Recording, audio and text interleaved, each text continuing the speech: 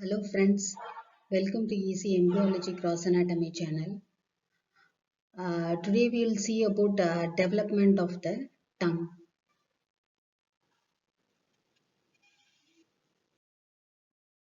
So the development of the tongue occurs under three headings. The first one is the mucous membrane, then the muscle and the fibroareolar stroma. First we'll see the mucous membrane line. So in this mucous membrane, this derived from the endoderm of the foregut. So it consists of the formation of the tongue consists of ventral two-third and dorsal one-third of the tongue. First we'll see how the ventral one-third of the tongue is formed. So here in this a two, that is a pair of lingual swelling which appears in the first arch. This we can see in the picture. So this is a pair of lingual swelling which appear in the first arch, and then a median elevation. This is also a endodermal elevation which appears between the first and the second arch, that is tuberculum impar.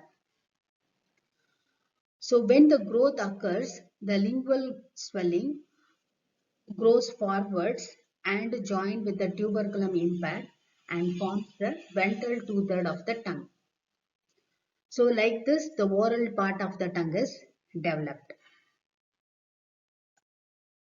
Next, another eminence which occurs dorsal to the tuberculum impar is hypobronchial eminence. This is another median elevation which appears in the between the fourth, third arch, and subsequently the second arch also involved. So we can see the hypobronchial eminence. So this is the part which we can see the hypobronchial eminence. So when we see the hypobronchial eminence, it has a transverse sulcus. So this transverse sulcus divides into a ventral part and a dorsal part. So in this, the ventral part of this is going to form the dorsal one-third of the tongue. It means the third arch is involved here mainly. And then the dorsal part of this is going to form the epiglottis.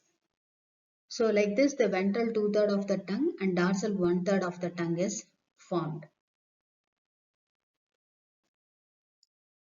So in this picture, we can clearly see the formation of the ventral two-third of the tongue.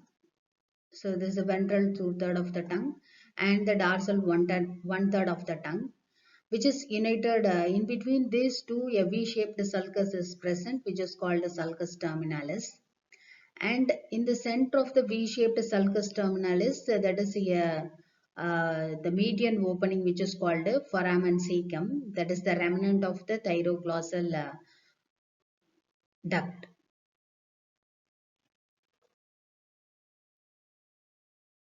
So here we can see clearly the oral part of the tongue and then the dorsal one-third of the tongue and the epiglottis. So like this, the development of the whole part of the development of the tongue occurs in the mucous lining. So this is a very important thing. By seeing the sensory nerve supply, we can confirm the development of the tongue from a particular arch. So first we'll see the anterior two-third of the tongue is there. No, this is supplied by the lingual nerve, which is a branch of mandibular nerve, which is derived from the post-traumatic branch of the first branchial arch. And the taste sensation is supplied by the cauda tympani nerve, except that valid papillae, and this is supplied by the pre-traumatic branch of the first arch. So obviously this ventral part of the tongue is derived from the first arch, that is also we have seen previously. And the posterior one-third of the tongue, which is supplied by the glossopharyngeal nerve and the valid papillae. So this is the nerve of the third arch. And then the last one is that is the vallicula, which is supplied by the superior laryngeal branch of the vagus. So that is here we can see clearly this is developed from the fourth arch. So next one is the second thing we have to see is that is tongue muscles. The tongue muscles are derived from 3 or 4 occipital myotomes are there, no? From there, so these myotomes which migrates ventrally forward above the epipericardial ridge and forms the tongue muscles. So some of the authors said by during the dragging of this occipital myotome, it also drags the hypoglossal nerve. That is a controversial. So that only the hypoglossal nerve supplies muscles of the tongue. So this 3 or 4 occipital myotomes which migrate forwards and ventrally and forms the tongue muscle. And then the third one is the fibroareolar stroma. So this fibroareolar stroma, which is derived from the mesenchyme, which is connected to the lingual muscles.